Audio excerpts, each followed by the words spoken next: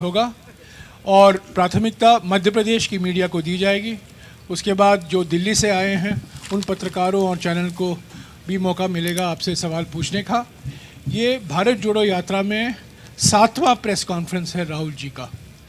कोई opening statement नहीं होगा, हम सीधे सवाल जवाब सेशन में जाएंगे। पहले दैनिक भास्कर से अमित मंडलोई।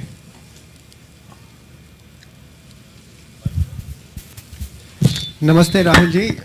इत्तेफाक है कि आज 28 नवंबर है। 28 नवंबर 2018 को मध्य प्रदेश के चुनाव हुए थे। 56 सीटें बढ़ी थी, 4.6% वोट परसेंट बढ़ा था। उसके बाद सरकार नहीं संभाल पाए थे। आज 28 नवंबर है, एक मोमेंट दिख रहा है, एक मोमेंटम दिख रहा है भारत जोड़ो यात्रा से। इसको बरकरार रखना कैसे संभव हो पाएगा? भैया, मैं न्यूमरोलॉजी में तो बिलीव नहीं करता हूं, तो नंबर्स पे इन चीज़ों को मैं बेस नहीं करता हूं। बट मैं आपको यह कह सकता हूं कि कन्याकुमारी से मध्य प्रदेश तक जनता का प्यार, भरोसा, जनता की शक्ति इस यात्रा को मिली है।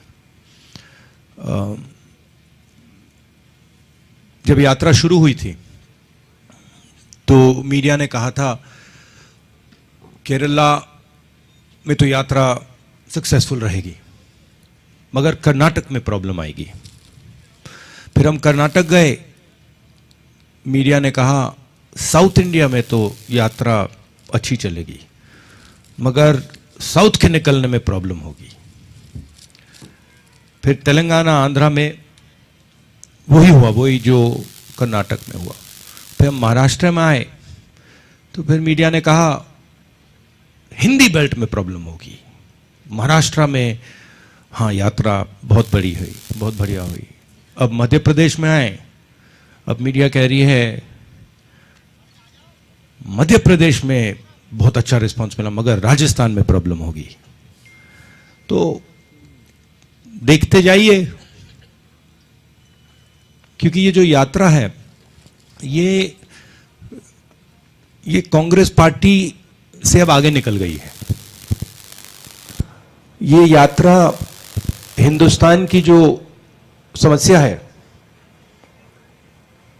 हिंदुस्तान के दिल में, हिंदुस्तान की आत्मा में जो आवाज है, अब ये यात्रा उसको उठा रही है। तो ये कहां पहुंचेगी, कहां नहीं पहुंचेगी, अब कोई नहीं बोल सकता है। धन्यवाद। नई दुनिया से कपिश दुबे। माइक दीजिएगा जल्दी अमरीश। अच्छा, इसमें दूसरी चीज बड़ी इंटरेस्टिंग है, मैं कह रहा हूं और मैं दोहराता जाता हूं कि इस यात्रा में किसी को थकान नहीं हो रही है, किसी को नहीं हो रही है। जो भी चल रहा है, नहीं अजीब सी, आपको अजीब नहीं लगता? तो अजीब सी बात है, इस यात्रा में जो भी चल रहा है, चाहे वो 10 किलोमीटर चल रहा है, 25 किलोमीटर चल रहा है, जो भी जितना भी चल रहा है, थकान किसी को नहीं हो रही है। आज एक लड़की आई मेरे पास और मुझे उसने कहा कि जैसे ही मैंने यात्रा शुरू की, पहले 15 मिनट मैंने सोचा मैं कैसे चल पाऊंगी, और 15-20 मिनट बाद जो भी मेरे माइंड में थकान थी, जो भी डर था, वो निकल गया। तो ये बड़ी इंटरेस्टिंग बात है। नई दुनिया से कपिश दुबे। राहुल जी नमस्कार। इसी महीने सुप्रीम कोर्ट का एक फैसला आया है ईडब्ल्यूएस आरक्षण को लेके। सुप्रीम कोर्ट का एक फैसला है ईडब्ल्यूएस आरक्षण को लेके, जिसमें जो गरीब सवर्ण हैं जिन्हें ईडब्ल्यूएस के तहत आरक्षण दिया जाता है, उसको आगे बढ़ाने पर सहमति दी गई थी। लेकिन कांग्रेस के ही एक नेता हैं जिन्होंने इसके अगेंस्ट में पुनर्विचार याचिका दायर की है। तो आप इस यात्रा में सभी वर्गों को जोड़ने और सभी को समान अधिकार देने की बात कर रहे हैं, तो इस फैसले को लेके आपके क्या विचार हैं? देखिए, मैं इस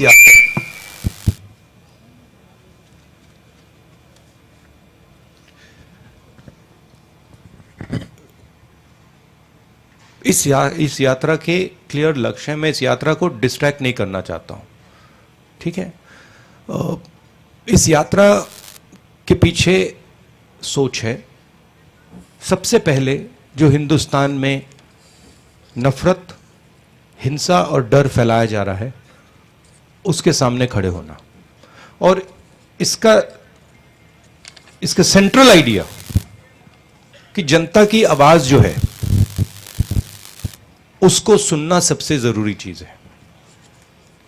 उसके बाद जो देश में बेरोजगारी, Kamal there some interference taking place here. Volume का देखो, ये सब मोबाइल बंद करिए, भैया मोबाइल हटा दीजिए, ऑफ कर दीजिए ऑफ प्लीज। कर दीजिए, उसमें मैसेज जेपी आते जी हैं ऑफ फिर कर उसमें दीजिए आता है। Please mobile.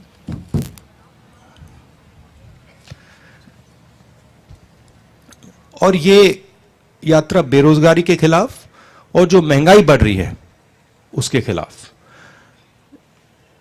मैं ज्यादा पॉलिटिकल मुद्दे इस यात्रा में रेज नहीं करना चाहता हूं और इस यात्रा को मैं डाइवर्ट नहीं करना चाहता हूं।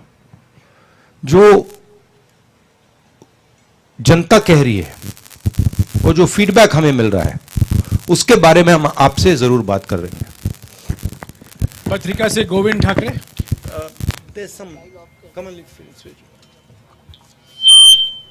नमस्ते राहुल जी। मेरा सवाल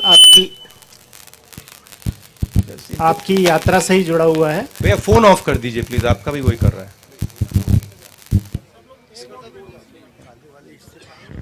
जल्दी जल्दी पूछिए, समय निकल रहा है। जी जी। प्रॉब्लम नहीं। मेरा सवाल यात्रा से ही जुड़ा हुआ है। चूंकि आपने पीछे ब्रांडिंग भी लगाई है लेकिन उसमें कांग्रेस का जो सिंबल है वो नहीं है, तो क्या ये उम्मीद करते हैं आप कि इस यात्रा के माध्यम से वो संगठन, गैर राजनीतिक राजनीतिक संगठन जो आपको 2024 में किसी रूप में आज एक मैं आपको बताऊं, आज एक आरएसएस के व्यक्ति आए, मुझे उन्होंने कहा मैं आरएसएस का हूं, मैं यहां आपका स्वागत करने आया हूं। मैंने कहा ये जी जी जी। तो मेरा सवाल ये था कि इस यात्रा से आगे आपका जो लक्ष्य है, जिस तरह से रिस्पांस मिल रहा है, तो एक मजबूत प्रतिपक्ष की तरफ आप बढ़ेंगे आगे, ऐसा आप उम्मीद करके चलते हैं या भविष्य में? मैं मेरे साइड से ये मेरी जिम्मेदारी है और एक तरह से मेरी तपस्या है, ठीक है। जो तपस्या करता है वो इसलिए तपस्या नहीं, किसी कारण तपस्या नहीं करता है कि मैं वो चाहता हूं या वो चाहता हूं या वो चाहता हूं। मुझे कोई इंटरेस्ट नहीं है। मुझे लगा कि इस देश में जो नफरत और हिंसा फैलाई जा रही है वो इस देश के लिए खतरनाक है, इस देश को नुकसान पहुंचाएगी। और मैंने सोचा कि मेरी जिम्मेदारी क्या है, और मेरे दिमाग में आया कि मेरी जिम्मेदारी है कि मैं इस नफरत के खिलाफ, हिंसा के खिलाफ, डर के खिलाफ कुछ करूं। और ये जो आप देख रहे हैं, ये जो भारत जोड़ो यात्रा है वो ये है। और ये भावना सिर्फ मेरे में नहीं है, ये भावना बहुत सारे लोगों में है, कांग्रेसियों में है, नॉन कांग्रेसियों में है और बीजेपी के लोगों में भी है। बहुत सारे बीजेपी के लोग भी सोचते हैं कि जो देश में हो रहा है वो सही नहीं है। मीडिया के साथ जो हो रहा है, इंस्टीट्यूशंस के साथ जो हो रहा है और जनता के साथ, गरीबों के साथ, किसानों के साथ, मजदूरों के साथ जो हो रहा है, जो कॉन्सेंट्रेशन ऑफ वेल्थ हो रहा है, भयंकर कॉन्सेंट्रेशन ऑफ वेल्थ हो रहा है, इसके खिलाफ बहुत सारे लोग हैं। मगर कुछ सोच कर नहीं किया मैंने कि इससे ये फायदा मिलेगा या ये फायदा मिलेगा। इससे मुझे कुछ ना मिले तब भी ये मेरी जिम्मेदारी है और इसको मैं करूंगा, पूरा करूंगा। धन्यवाद। दैनिक दोपहर से नवनीत शुक्ला, जल्दी दीजिएगा प्लीज। धन्यवाद। राहुल जी, मेरा एक बहुत छोटा सा सवाल है कि जिन लोगों ने कांग्रेस की सरकार पिछली बार गिरा दी, क्या उनके लिए अभी भी कांग्रेस के दरवाजे यथावत खुले रहेंगे या नहीं? ये सवाल आपको कांग्रेस प्रेसिडेंट और जो कांग्रेस की मध्य प्रदेश की लीडरशिप है उनसे पूछना चाहिए। मेरा ओपिनियन है, अगर वो लोग खरीदे गए हैं, पैसे से खरीदे गए हैं, तो उन पे कैसे कहा जाए, उन पर भरोसा नहीं करना चाहिए। टाइम्स ऑफ इंडिया से सागर चौक से। हेलो सर, योर मगर ये छोटा क्यों था? ये सवाल छोटा कैसे था? मैं सोच रहा था ये छोटा कैसे है। हाँ, मतलब इसको आप और लंबे तरीके से पूछ सकते थे। नहीं, आई अप्रिशिएट योर सेंसिटिविटी। आपकी जो सेंसिटिविटी है उसको अप्रिशिएट करता हूं मैं। नहीं, एक मिनट, एक सवाल का कोई सप्लीमेंट्री नहीं होगा प्लीज। हाँ जी, सागर चौक से please. sir, purposes and aims of your yatra have been well conveyed because you have already told it multiple Sagar, one times. Second please. कोई वीडियो नहीं लेगा प्लीज, कोई फोटो नहीं लेगा, कोई रिकॉर्डिंग नहीं होगा प्लीज। आप अपना मोबाइल बंद कर दीजिएगा प्लीज। हाँ सागर। But as you have already completed something around 2,500 kilometers of yatra and through 7 states, and apart from the after this, what organizational changes you want to be made in your organization? Because second week of the December is very important. Your yatra gonna enter Rajasthan, and result of Himachal Pradesh, Gujarat will be delivered on 8th of December. So what organizational changes you want to be made in organization? I don't think we've done 2,500 kilometers yet. I think we've done 2,000. Is that correct? I think we've done 2,000. And the spirit of the yatra is to make the country focus on the attempt to change its nature. This country has never been a fearful country. In its worst time, India has had much worse times than now. During the British, we had a much worse time. In its worst time, India was never a scared country. It was a brave country. And the people of India have a particular culture. And this culture is known all across the world. It is a culture of compassion, of respect, of affection. And this is our biggest strength. Nobody thinks that anger, hatred, arrogance are strengths of India. Nobody. You can go and ask anybody. You can ask किसी गांव वाले से पूछ लीजिए, अरबपति से पूछ लीजिए, अमेरिका के राष्ट्रपति से पूछ लीजिए, उनसे पूछिए भैया बताइए हिंदुस्तान की स्ट्रेंथ क्या है? करुणा, भाईचारा, म्यूचुअल रिस्पेक्ट। तो यात्रा का यह लक्ष्य है। आप इस बात को बिलीव नहीं करते हो, मगर ये इस यात्रा का लक्ष्य पॉलिटिकल नहीं है। इस यात्रा का लक्ष्य देश को याद दिलाना, इस देश की नेचर क्या है, इस देश की संस्कृति क्या है, इस देश का इतिहास क्या है, इस देश का डीएनए क्या है, यह है इस यात्रा का लक्ष्य। अब उसमें पॉलिटिकल रिपरकशंस हों तो होंगे, मगर जिस स्थिति पे आज हिंदुस्तान है, अगर हम इस रास्ते पे चलते गए तो देश को बहुत भयंकर नुकसान होने वाला है, इंटरनेशनल लेवल से और इंटरनली। इसलिए हमने ये यात्रा की है। आईबीसी से वत्सल श्रीवास्तव, नहीं please please, no I have explained to you. नहीं, what, repeat it please. IBC से विशाल नहीं, I answered your question. I answered your question. No, I'll just, Jairam, give me a second. I answered your question. My answer to your question was, this yatra is aimed at sending a particular message across to the country. I am not thinking about anything other than completing this yatra and listening to the people of India while I'm walking this yatra. That's all I'm doing. Nothing else. I'm not thinking about Congress. I'm not thinking about organization. I'm not thinking about election. I'm not thinking about anything. This is, in my mind, this is tapasya. I'm not going to think about anything. this is my tapasya in my mind to stand up for the idea of India that is being attacked and destroyed. IBC से वत्सल श्रीवास्तव। राहुल जी नमस्कार। 2018 में आपकी सरकार बनी, यहाँ पे 15 महीने के बाद वो सरकार चली गई।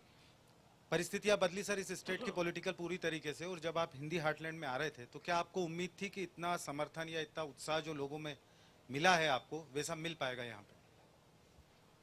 मैं केरला से निकला तो मेरी माइंड में था कि भाई केरला को अब कोई नहीं हरा सकता। मतलब ये जो रिस्पांस मिला है केरला के बाद तो मिल ही नहीं सकता। महाराष्ट्र ने उनको गिरा दिया, और मैं सच बोलूं तो मुझे लग रहा है जो कल इंदौर में हुआ वो मैंने महाराष्ट्र में नहीं देखा। तो मुझे लग रहा है कि जो पब्लिक रिस्पांस मध्य प्रदेश में है वो बाकी स्टेटों से आगे है, ये मेरी फीलिंग है। और मध्य प्रदेश के लोगों के दिमाग में, माइंड में ये यात्रा बहुत गहरी घुस गई है। डिजियाना, एक मिनट, नहीं प्लीज, मैंने आपको बार बार समझाया, नो सप्लीमेंट्री। डिजियाना से अरविंद तिवारी, जल्दी बोलिए। नहीं प्लीज बैठिए प्लीज। राहुल जी मैं आपसे गुजारिश करूंगा प्लीज सप्लीमेंट्री मत लीजिएगा। ओके। अरविंद तिवारी।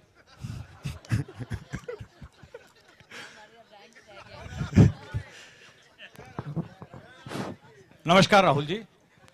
मैं सुन लेता हूं, लोगों की बात सुन लेता हूं, मेरा नेचर है।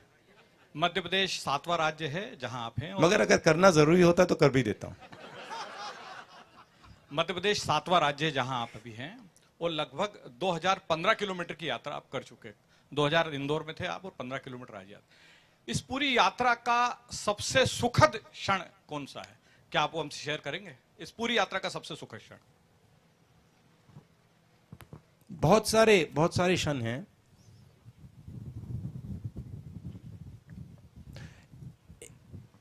एक नहीं कह सकता हूं।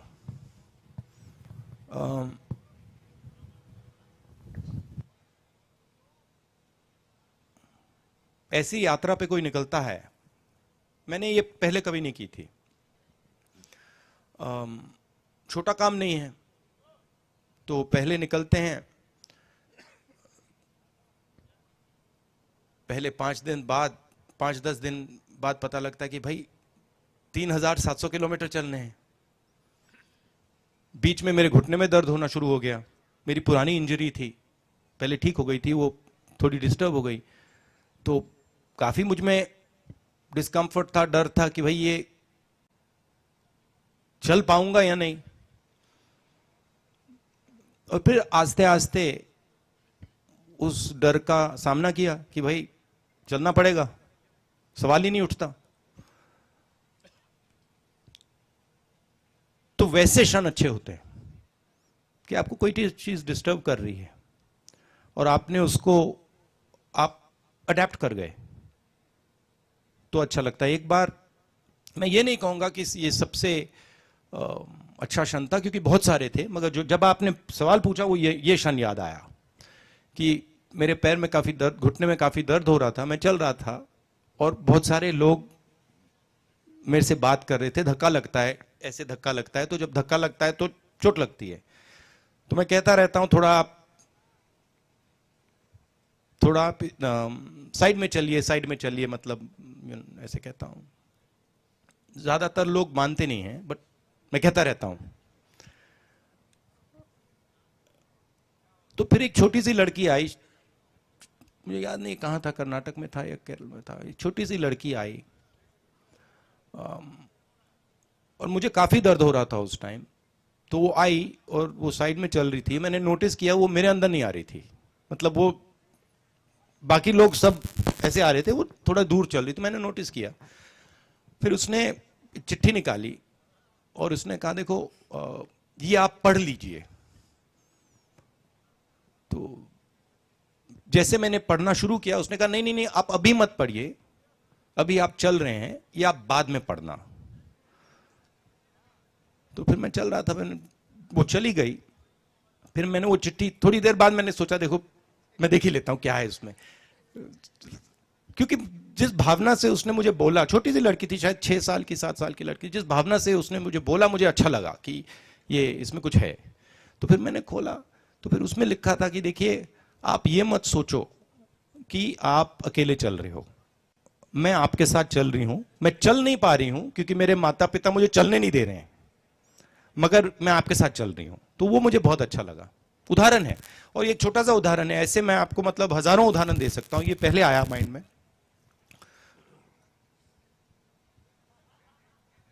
राहुल जी, अलग से उदाहरण बाद में दीजिएगा क्योंकि 10 मिनट बाकी यस है। Yes yes yes. Madhya Pradesh news से महेंद्र संगेरा।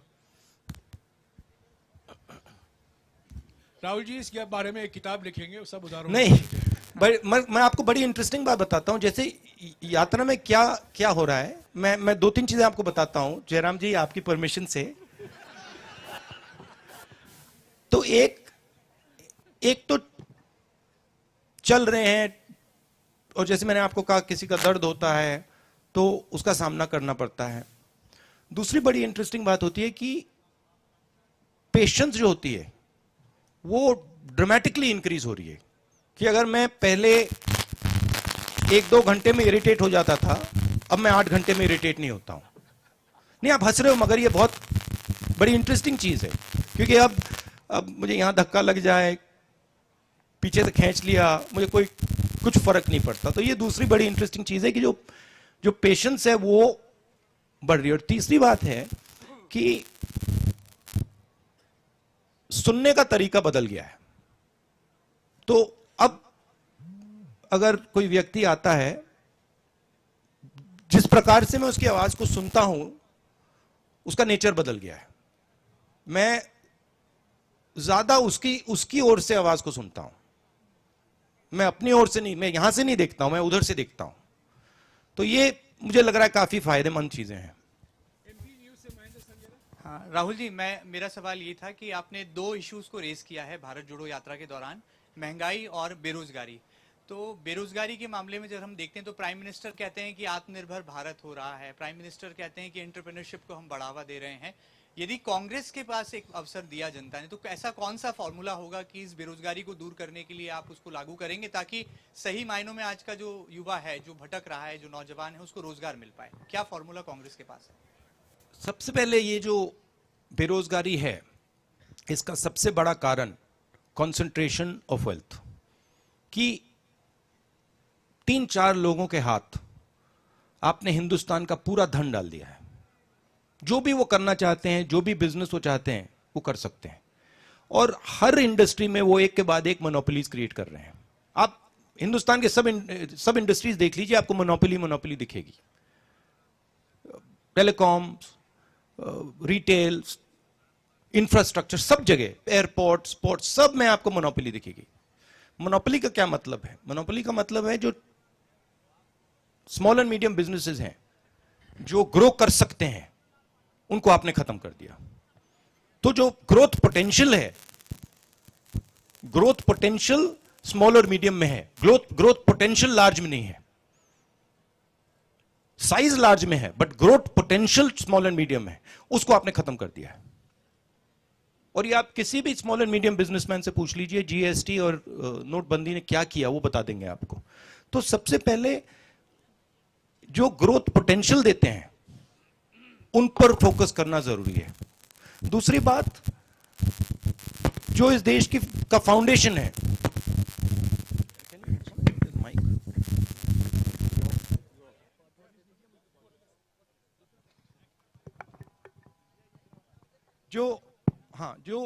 जो इस देश की नींव है, जो किसान हैं, उनको बिल्कुल छोड़ दिया है। उनको कोई सपोर्ट ही नहीं दे रहे हैं। वो दिन भर चिल्ला रहे हैं, उनको बीमा का पैसा नहीं मिलता, उनको सही दाम नहीं मिलता, उनको खाद की प्राइसेस बढ़ती जा रही है, खाद मिलता भी नहीं है। तो ये जो बेसिक स्ट्रक्चर है, इसको डेवलप करना और इसकी रक्षा करना। दूसरी बात, जो ब्लेटेंट प्राइवेटाइजेशन हो रहा है, इंडस्ट्री का, स्कूल्स का, कॉलेजेस का, यूनिवर्सिटीज का, हॉस्पिटल्स का, हमारी सोच इसके बारे में फर्क है। हम चाहते हैं कि एजुकेशन और हेल्थ केयर में सरकार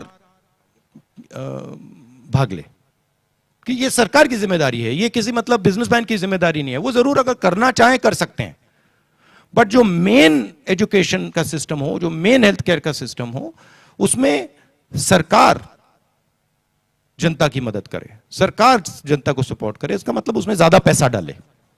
ठीक है, तो ये बेसिक फर्क है। बट मेन फर्क,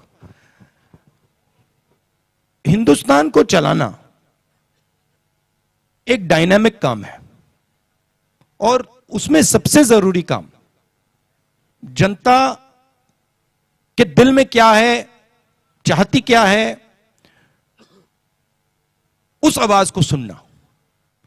तो आप अगर जनता की आवाज को सुनोगे तो आपको इंडिकेशन मिल जाएगा। जैसे मुझे याद है, यूपीए की सरकार थी, हमने मनरेगा किया और मजदूरों की मदद की, और 1-2 साल बाद हमारे पास किसान आए और उन्होंने बहुत अच्छी तरह हमें समझाया कि देखिए, आपने मजदूरों की मदद की, उनका रेट बढ़ गया, हमारा कॉम्पेंसेशन क्या है, हमें भी कॉम्पेंसेशन मिलना चाहिए। और जैसे उन्होंने ये रैशनल बात हमें बताई, हमने उसको एक्सेप्ट किया और हमने कर्जा माफ किया। तो मेरा कहना है कि ये देश डायनामिक देश है, इसको आप किसी रिजिड स्ट्रक्चर के साथ नहीं चला सकते। और बीजेपी इस देश की आवाज नहीं सुन रही, आरएसएस बीजेपी इस देश की आवाज नहीं सुन रही है, और वो रिजिड तरीके से देश को चला रहे हैं। उनके जो आइडिया है, उनकी जो सोच है, उससे वो चला रहे हैं। देश हिंदुस्तान की सोच से चलना चाहिए, सरकार की सोच से नहीं चलना चाहिए। इसलिए जैसे मैंने जयराम रमेश जी ने मुझे डायरेक्शन दिया, मुझे एडवाइस दी, मैंने सुना। नहीं, बहुत जरूरी बात है, बहुत जरूरी बात है। और मैं सिर्फ जयराम रमेश जी की बात नहीं कर रहा हूं, जो भी मुझे कुछ कहता है मैं सुनता हूं, कहता हूं ठीक है, इसमें लॉजिक है तो करना चाहिए। Thank you. आपने कहा, मैडम प्लीज मैं मौका दूंगा, आप बैठे रहिए प्लीज। मैं नियम अनुसार ये प्रेस कॉन्फ्रेंस चला रहा हूं, सबको मौका दे रहा हूं। राहुल जी विस्तार से जवाब दे रहे हैं, मैं उनसे रिक्वेस्ट करूंगा, राहुल जी आपकी अनुमति से इस प्रेस कॉन्फ्रेंस को और 5-7 मिनट और बढ़ा दें, क्योंकि 8-9 और सवाल पूछने वाले हैं, जल्दी से जल्द। अगर आपके जवाब संक्षिप्त में होंगे तो 3 सवाल ले लीजिए। ठीक है, पीटीआई से मनीष श्रीवास्तव। देखिए कांग्रेस पार्टी का कॉम्प्रोमाइज देखा आपने? नमस्कार। ये वहां नहीं होता। सबसे पहले वहां पे तो सवाल एक भी नहीं पूछा जाएगा, मतलब चांस ही नहीं है। नमस्कार राहुल जी। राहुल जी, मैं आपसे पूछना चाहता हूं कि आपको भी पता है, अगर मैं कुछ नई बात नहीं कह रहा हूं, कि दिल्ली पे सत्ता का रास्ता जो है वो उत्तर प्रदेश होके जाता है, और मोदी जी भी इस बात को समझे और वो वाराणसी गए चुनाव लड़ने, और वहाँ से कंसोलिडेट की पोजीशन और वहाँ पहुँचे। My question is, if given an opportunity, will you be contesting again from Amethi? See, once again, these are all attempts to distract from the main idea. You want the newspapers tomorrow to say, either Rahul Gandhi contests from Amethi or Rahul Gandhi does not contest from Amethi. I want the newspapers to say, Bharat Jodo Yatra, the ideas of Bharat Jodo Yatra, the philosophy behind Bharat Jodo Yatra. So, the answer to your question will come maybe in a year or year and a half. Madhya Pradesh स्थित पत्रकारों से मैंने 10 सवाल लिए हैं, माफ कीजिएगा, और 2-3 सवाल नहीं ले सकता हूं। मैं अभी दिल्ली स्थित पत्रकारों से सवाल लूंगा। राहुल जी ने वादा किया था न्यूज़ 24 को कि तेलंगाना में आए थे, उनको मौका नहीं मिला। रमन झा, आपको कहा था राहुल जी ने कि आप यहाँ पूछ सकते हैं। मैडम प्लीज बैठ जाइए, प्लीज। इसके बाद पूछेगा प्लीज। अगर आपको सवाल पूछना है, चलिए राहुल जी के साथ, दोपहर को चलिए उनके साथ। अच्छा, आपका प्रॉमिस किया था मैंने, फुलफिल हो गया? राहुल जी, यात्रा 5 तारीख को राजस्थान पहुंचेगी, और राजस्थान में जो राजनीतिक हालात है वो आपसे भी वाकिफ है, आप भी वाकिफ हैं उससे। जिस तरीके से अशोक गहलोत ने सचिन पायलट को गद्दार कहा, क्या आप भी मानते हैं कि इस बात को, क्या उन्होंने गद्दारी की है? देखिए, मैं इसमें जाना नहीं चाहता हूं कि किसने क्या कहा, ठीक है। ये दोनों नेता कांग्रेस पार्टी के एसेट्स हैं, मगर मैं आपको एक बात की गारंटी दे सकता हूं कि भारत जोड़ो यात्रा पर इसका कोई असर नहीं पड़ने वाला है। सुप्रिया भारद्वाज, आज तक।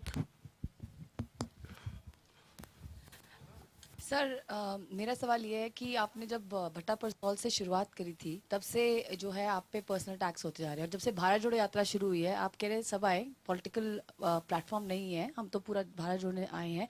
कभी आपकी शर्ट को, कभी आपके कंटेनर्स को लेके, अब तो बात बियर्ड से लेके और भी चीज़ों तक पहुंच चुके हैं। इसको जो लगातार हमला हो रहा है इसको आप कैसे देखते हैं, स्पेशली उस समय जब आप कह रहे हैं कि सभी लोग आए, नॉन पॉलिटिकल है, और दूसरी तरफ जहाँ पे रिगरसली कंटिन्यूसली हर चीज़ पे जो है, माइन्यूटली नहीं बल्कि मैसिव लेवल पे पर्सनल अटैक्स हो रहे हैं।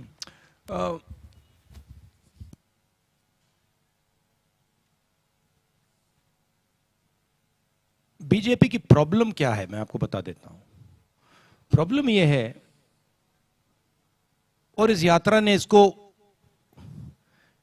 मैं कह सकता हूं छोटी तरीके से दिखाया है, बड़े तरीके से नहीं दिखाया, छोटी तरीके से दिखाया, क्योंकि मैंने शुरुआत की है। बीजेपी का प्रॉब्लम है कि उन्होंने हजारों करोड़ रुपए मेरी इमेज को खराब करने में लगा दिए हैं, और मेरी एक यहां पे उन्होंने इमेज बना दी है।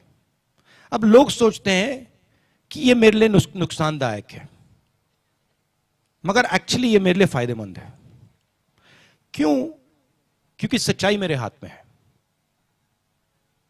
और सच्चाई को छुपाया नहीं जा सकता है। तो जितना पैसा ये मेरी इमेज को खराब करने में डालेंगे, उतनी शक्ति वो मुझे दे रहे हैं, उतना मैन्यूवरिंग रूम वो मुझे दे रहे हैं। आप देखना, क्योंकि सच्चाई को छुपाया नहीं जा सकता, दबाया नहीं जा सकता है। और जहां तक पर्सनल टैक्स की बात है, पर्सनल अटैक्स इसलिए आते हैं क्योंकि व्यक्ति राजनीतिक पोजीशन लेता है। अगर आप बड़ी शक्तियों से लड़ोगे तो पर्सनल अटैक आएगा। अगर आप किसी शक्ति से लड़ नहीं रहे हो, अगर आप ऐसी फ्लोट कर रहे हो, तो पर्सनल अटैक नहीं आएगा। तो मैं जानता हूं जब मेरे पर पर्सनल अटैक आता है तो मैं सही काम कर रहा हूं, मैं सही डायरेक्शन पे चल रहा हूं। तो एक तरीके से ये जो पर्सनल अटैक होती है, ये जो पैसा बीजेपी मेरे इमेज को खराब करने में डालती है, ये एक प्रकार से मेरा गुरु है। ये मुझे सिखाता है कि भैया इधर जाना है, इधर नहीं जाना, उधर जाना है। क्योंकि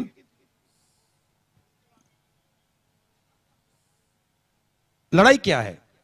लड़ाई जो आपके सामने खड़ा है, लड़ाई उसकी सोच को गहराई से समझने का की है। ठीक है? और मैं आस्ते आस्ते आस्ते आस्ते आस्ते आस्ते आरएसएस और बीजेपी की सोच को बहुत गहराई से समझ लगा हूं।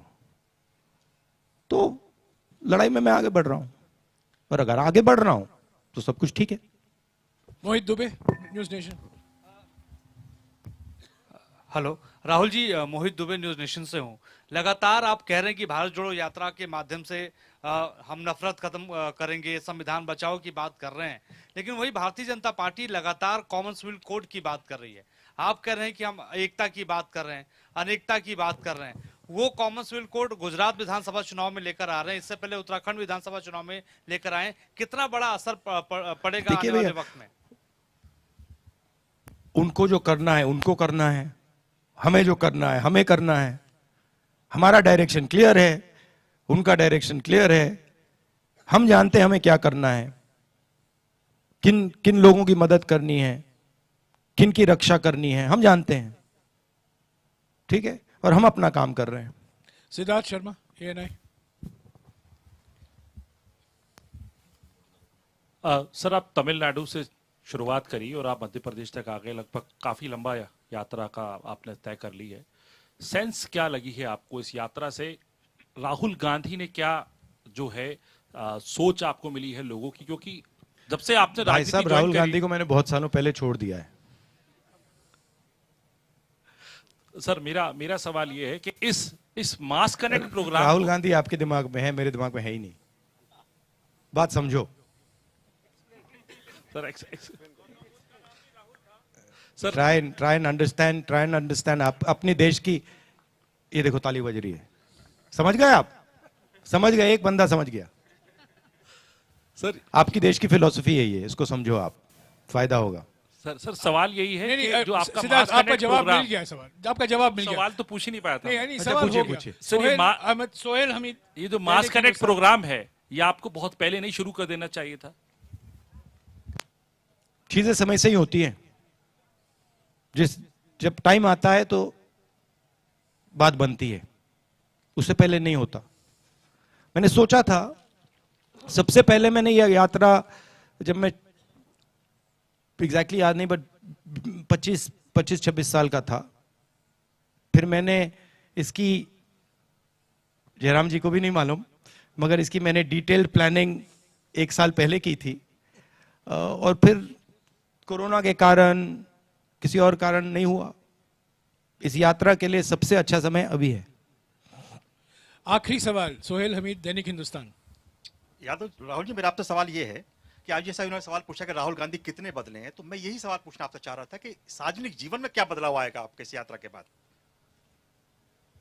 नहीं, देखिए, हर जीव बस बदलता ही रहता है। सिर्फ आरएसएस के लोग सोचते हैं कि जीव बदलता नहीं है, मगर अगर आप देखें तो हर जीव सीखता है, बदलता है, समझता है, नहीं समझता है, तो ये तो कांस्टेंट प्रोसेस है, इसको इम्परमानेंस कहते हैं। राहुल जी, 40 मिनट में आपने 17 सवाल लिए हैं। कुछ लोग 17 सालों में एक सवाल भी अभी कोई न्यूमरोलॉजिस्ट कहेगा नहीं 17 अनलकी है, 18 करो। अभी सवाल का वक्त हो चुका है, प्लीज। अभी सवाल जवाब का वक्त हो चुका है। राहुल जी को पद यात्रा शुरू करना है दोपहर को। अभी यहाँ आपके साथ एक फोटो लेंगे। राहुल जी, आप यहाँ आ जाइए, फोटो लीजिए।